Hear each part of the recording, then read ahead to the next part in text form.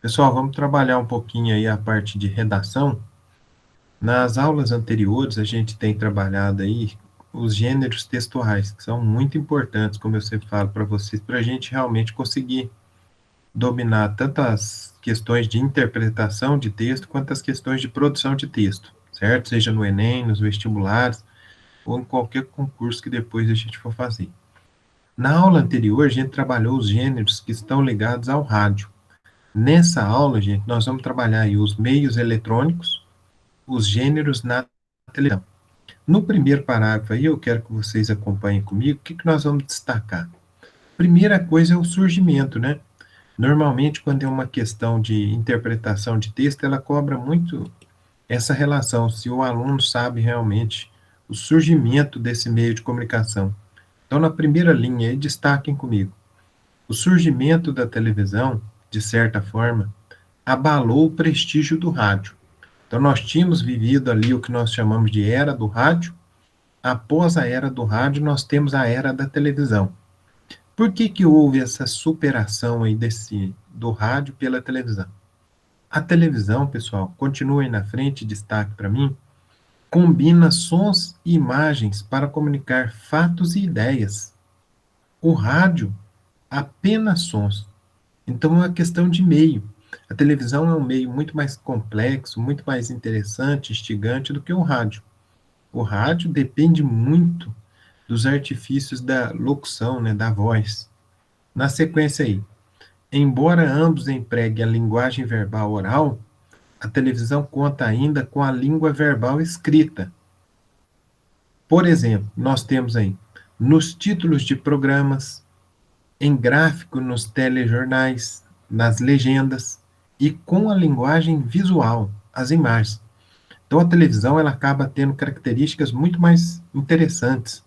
Se você observar hoje em dia, é muito comum, até mesmo nos momentos em que são apresentados lá determinados assuntos mais complexos. Então nós temos lá pesquisa de opinião, pesquisas eleitorais. Naquele momento de análise da pesquisa são apresentados gráficos, dados, tudo que é possível para que a pessoa que está assistindo consiga interpretar corretamente aquilo ali, tá certo?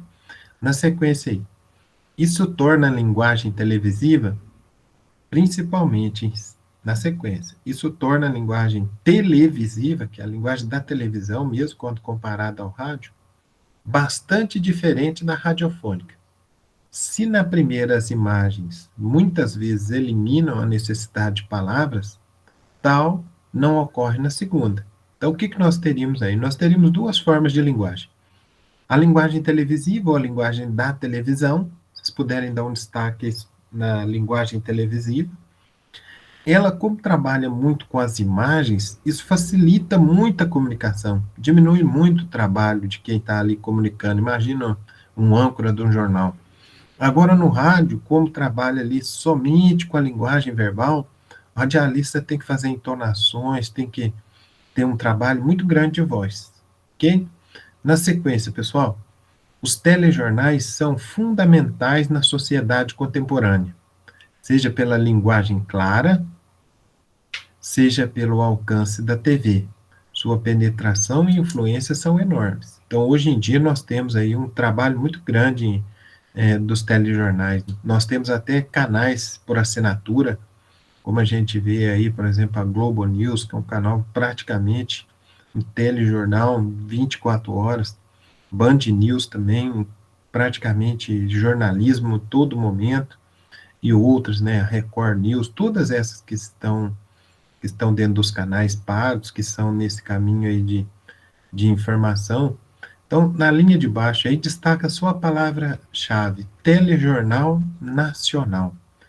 Essa palavra-chave é muito importante pelo seguinte, antigamente o que nós tínhamos? Nós tínhamos uma força muito grande do regionalismo, e principalmente na era do rádio, por quê? Os jornais eles estavam ligados ali muito à região. Agora, com a era da televisão, o que nós temos? O telejornal nacional.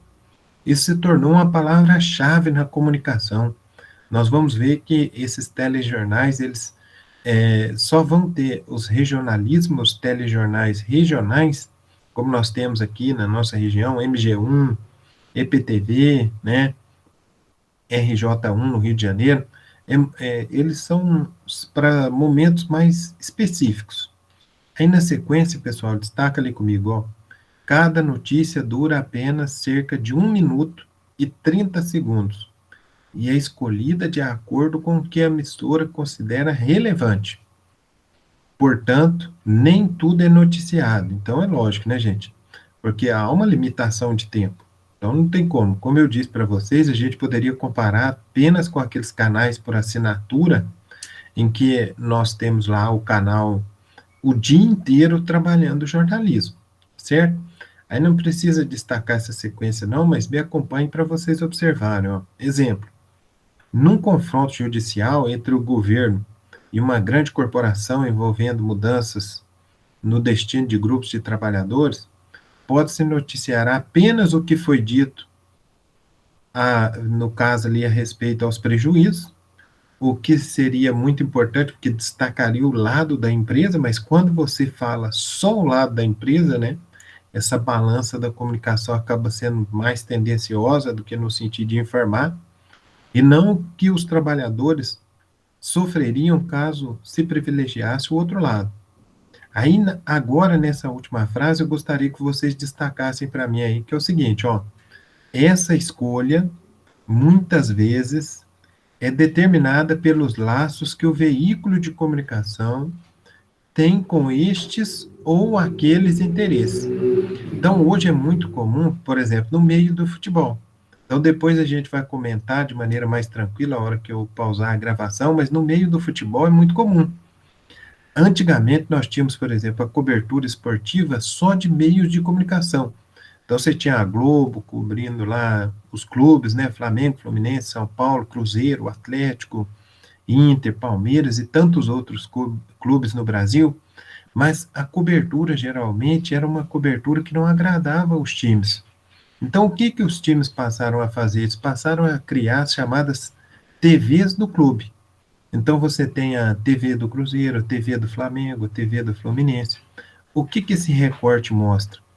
Mostra que nós já estamos evoluindo.